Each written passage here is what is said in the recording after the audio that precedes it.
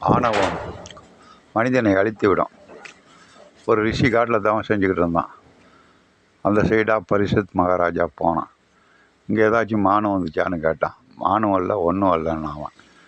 நான் ஒரு அரசன், என்னையே நீ அவமானப்படுத்தியான்னா. அரசனாக இருந்தால் எனக்கு என்னான்னா.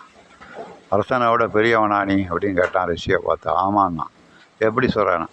நீ நின்றுக்கிட்டு கேள்வி கேட்குறேன், நான் உட்காந்துட்டு பதில் சொல்கிறேன். இதுலேருந்தே தெரியலையா நான் தான் பெரிய ஆள். அப்படியா? நான் பக்கத்தில் ஒரு செத்த பாம்பு கிடந்தது, அதை தூக்கி அவன் காலத்தில் மாட்டி விட்டு நீ இங்கே ஏறா அப்படின்ட்டு போயிட்டான். அவன் பார்த்தான், அவன் பையன் வந்து பார்த்தான், யார் இந்த வேலையை செஞ்சதுன்னா பரிஷத் மகாராஜா. 7 நாளில் பாம்பு கடிச்சு சாவட்டான்னு சாவன்ட்டான். 7 நாளில் அதே மாதிரி செத்து போனான் பரிஷத் மகாராஜா. அவனுடைய ஆணவமே அவனை அழித்தது. மனிதனுக்கு ஆணவம் அளவோடு இல்லாவிட்டால் அவன் அழிந்து விடுவான். இது சத்தியமான உண்மை. நன்றி மாணவர்களே.